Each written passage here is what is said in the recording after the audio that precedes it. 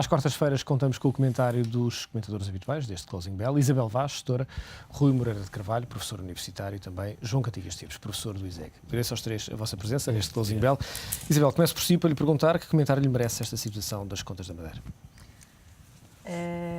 Pois, é uma tristeza, porque, por um lado, nós estávamos a fazer, enfim, com muito sacrifício, todos nós, um bom caminho, num ponto de vista de credibilidade internacional, que neste momento é absolutamente crucial, e isto, obviamente, é um prego no caixão, não é?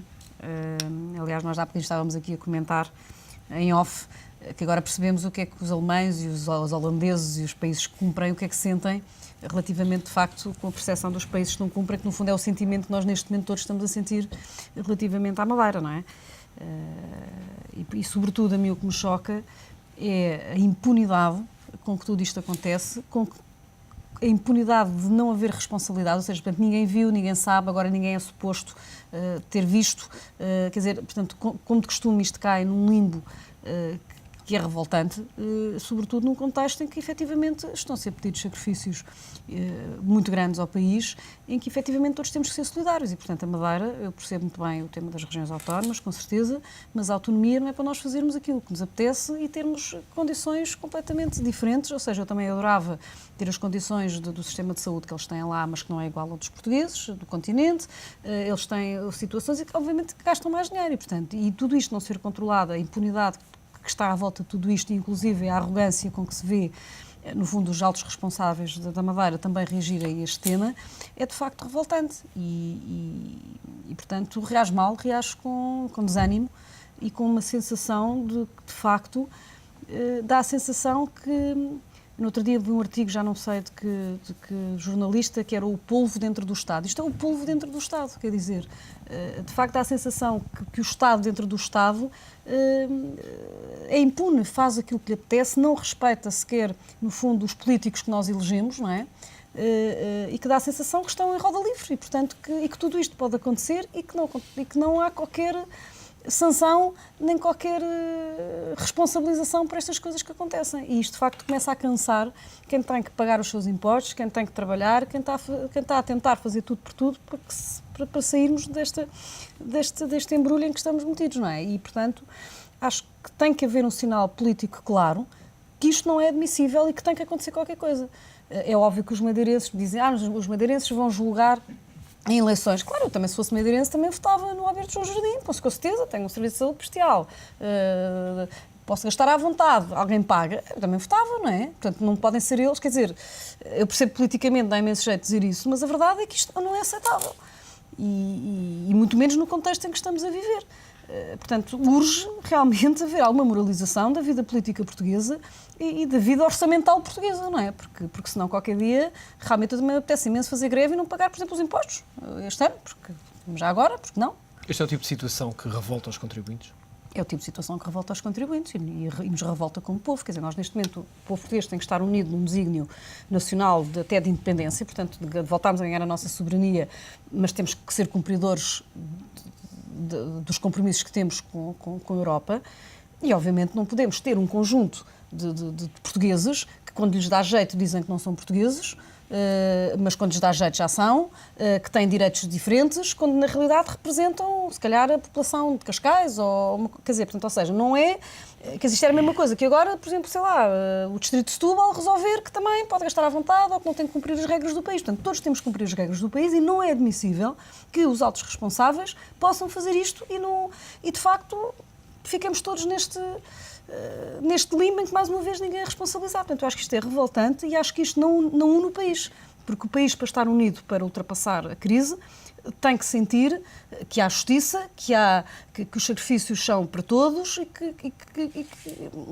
que realmente é um desígnio nacional. Agora, se o desígnio nacional é só para uns e sempre para os mesmos, e ainda por cima com atitudes de arrogância e até de malcriação, deixe-me dizer, das pessoas, realmente começa quer dizer, a tolerância baixa um bocadinho, não é? Portanto, baixa um bocadinho, não, baixa imenso. Por exemplo, eu estou revoltadíssima a nível pessoal com tudo isto e, portanto, acho que tem que realmente, que urge neste país haver moralização das contas públicas e moralização da administração pública, porque, quer dizer, sou pena de que entramos não vou dizer numa anarquia, porque obviamente é forte demais, mas quer dizer, não é admissível, não é? Num Estado de Direito e num país democrático. Se queremos ser uma democracia, se queremos ser uma República das Bananas, está perfeitamente admissível, mas não querendo nós ser isso, quer dizer, há que...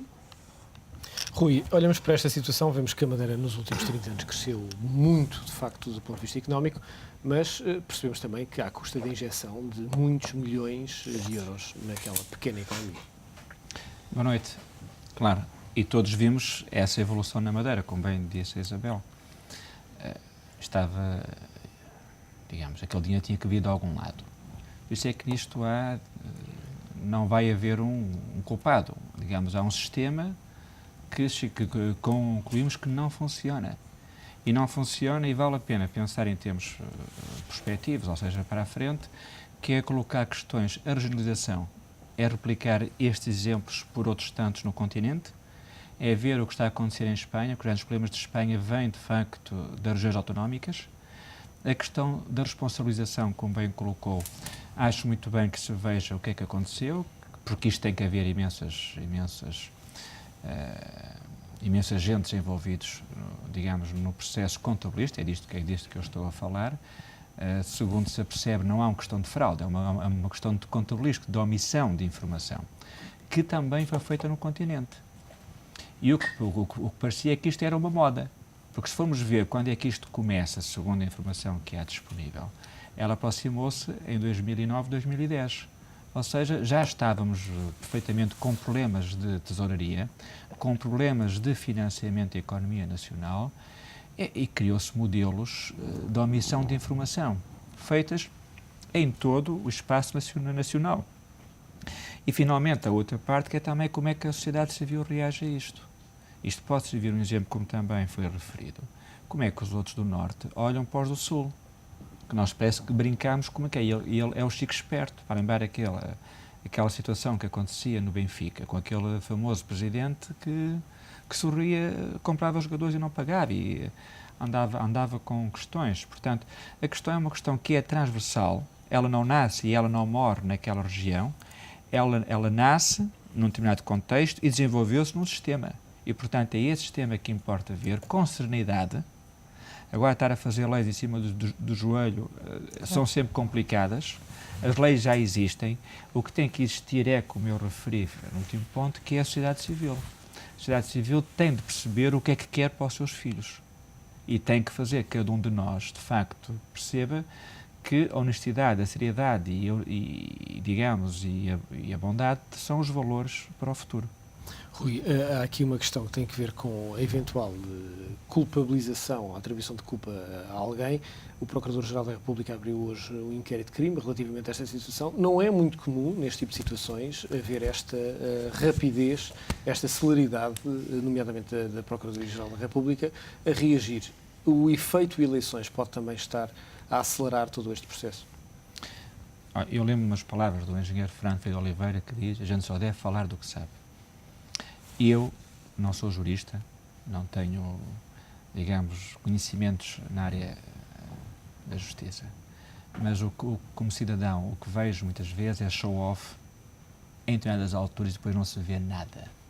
Porque falar em questões entre o previsto e o real, nós ouvimos todos os dias, e com dimensões equivalentes, e com maior, cara de pau, que a pessoa diz uma coisa, amanhã retira o que disse, com todas as consequências.